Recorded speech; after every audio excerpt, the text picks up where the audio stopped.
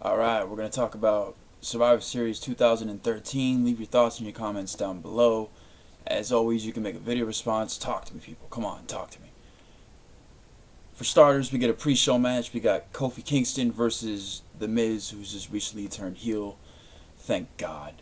I don't know how much further they could actually push him being face when nobody could believe it. Just looking at the guy, he looks like a fucking prick. You want to boo the shit out of him. So at least now, I can feel good about booing him again, which is a bonus. He wins this match, which is good. He needs that push, and this is just a good way to start it. So you got the opening segment, Triple H comes out, joy. Thank God his promo only lasts like all of 2 minutes, which he could have announced all this stuff on Raw or SmackDown or something. It didn't have to be on the damn show. But he announces the first match, which is the 5-on-5 Survivor Series tag match, which consists of the Real Americans and the Shield versus Rey Mysterio, the Usos, and the Rhodes Brothers. You know, this match was... I don't know how this... or why they booked this as the first match, because this match, if you're trying to set the pace of the pay-per-view, you did a horrible job, WWE, because every match after this, in terms of pace, can't even compare to this match. This match was great. It had a lot of back and forth action. Ambrose got eliminated really early, which I was really surprised. And then it actually got narrowed down to where all the members, including the Usos, the Rhodes Brothers, and Mysterio, were still all in the match. And it was down just to Seth Rollins and Roman Reigns, which I was like, ah, fuck, this is just going to be a walk in the park. But, they make a comeback. Seth Rollins gets one pin, and Reigns gets the other 4. I mean, it was freaking incredible. Reigns put on a hell of a show in this match. He just looked so dominant. I mean, he must have set a record. I mean, he beat 4 guys in a comeback to win the match. It was freaking amazing. It ended up being Mysterio and him at the end, and it looked like Mysterio was going to get the win, especially because he was coming back. But WWE did the right thing in having Reigns go over here. It's starting to look like he could be a possible future main eventer for the company if they keep doing things like this and making him look strong. So then you got Randy Orton backstage with Triple H and Kane and Stephanie, and he's trying to, get something happening to where he's just not going to get wiped out by the Big Show, but Triple H is just like, nah, it's not happening. Okay, the IC Championship rematch, Langston versus Axel. Langston retains. They're trying to push him as a face. This is good. The match was okay, for 2 guys that are green as grass, both in the ring and on the mic, and that was definitely proven after the match. I would rather see Langston just wrestle and not ever cut a promo in his entire life than go out there and cut a McFoley promo. Come on. I know he's trying to get over, but really? I mean, come on. After this, we get a promo by AJ Lee backstage promoting Total Divas, promoting the match, blah, blah, blah, blah, blah. We get to the match.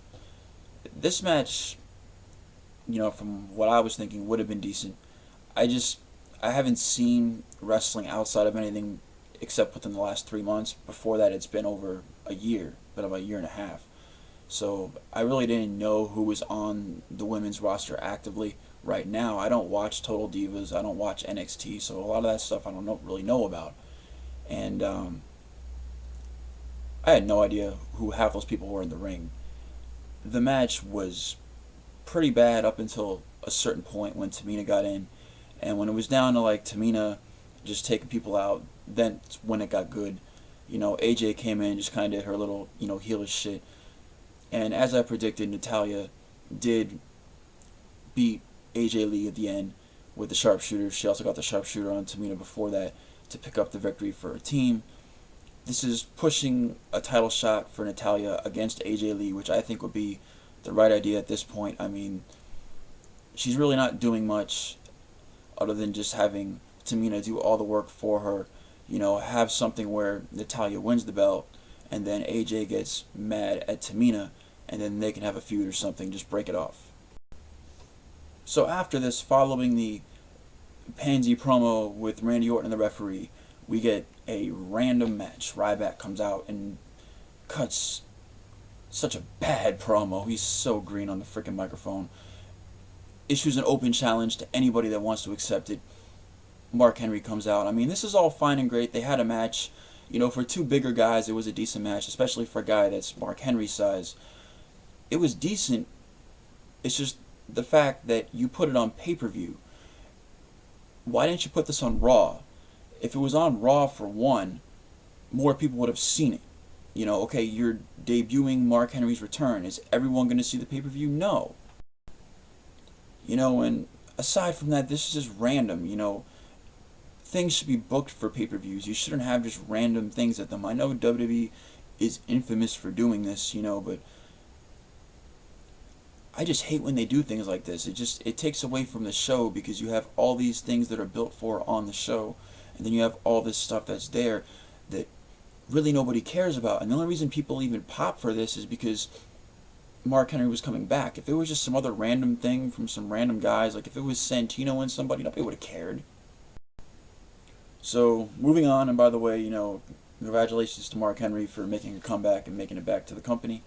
You got Del Rio versus John Cena, which was the next match on the card.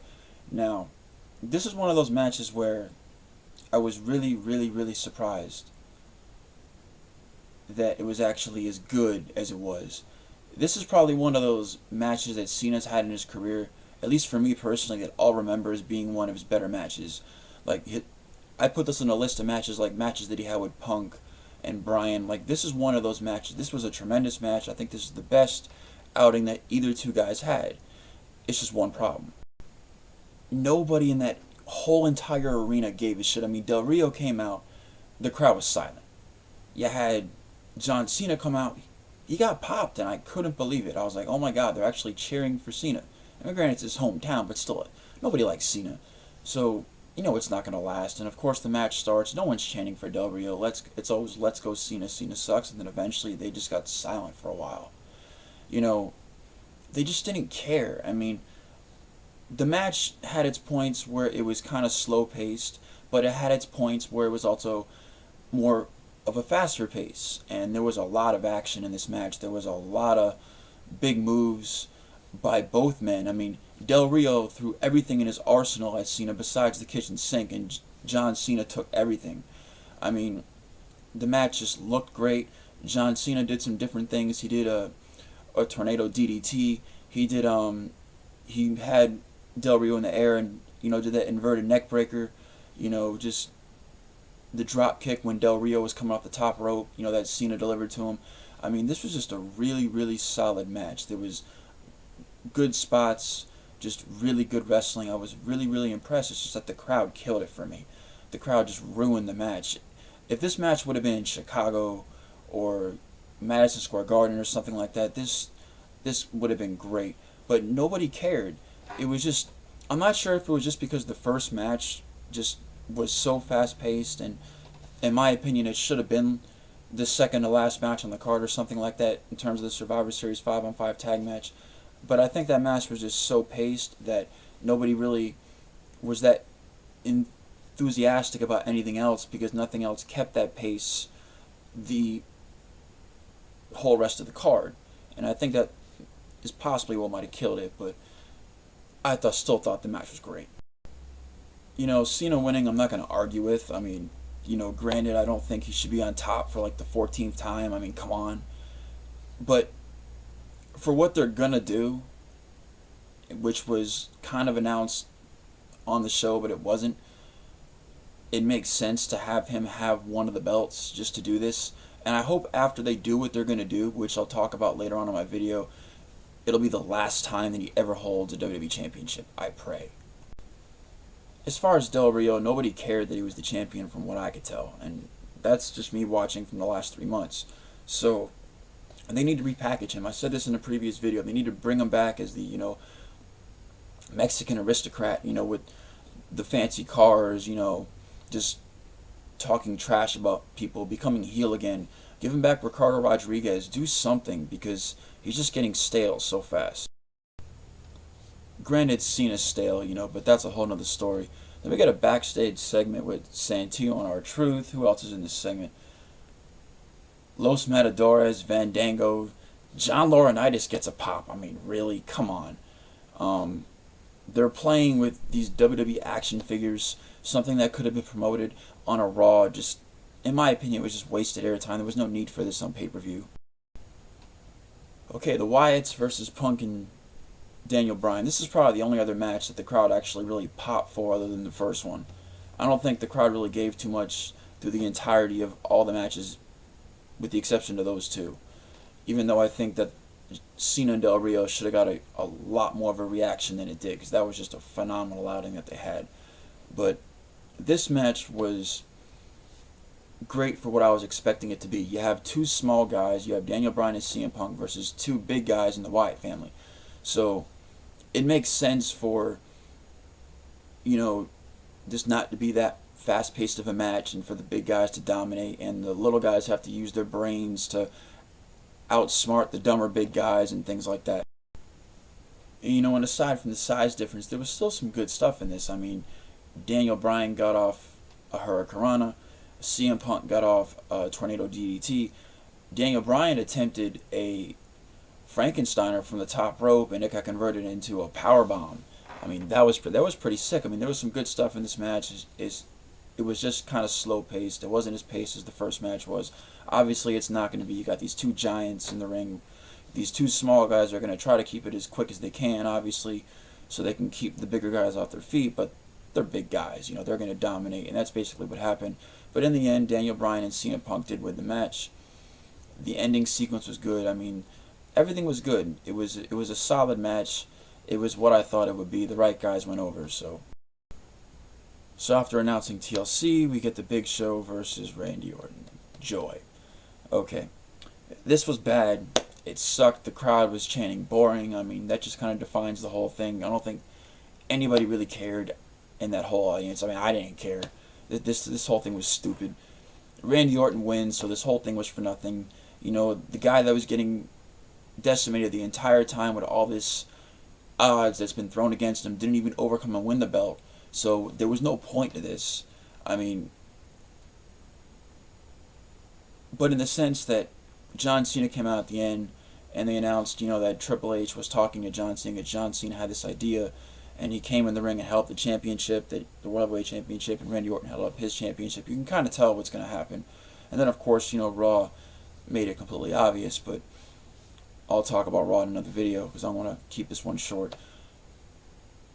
This pay-per-view was solid. It's just that last match sucked. It was bad. I just didn't care. But the rest of the pay-per-view was not all that bad. There was a couple of things that could have been better. I think the Curtis Axel Biggie Langston rematch could have been better, but the guys are green, so I mean, I'm not going to really knock it that much. I think the Divas match could have been better, but simply most of the girls that were in that aren't even on the main roster.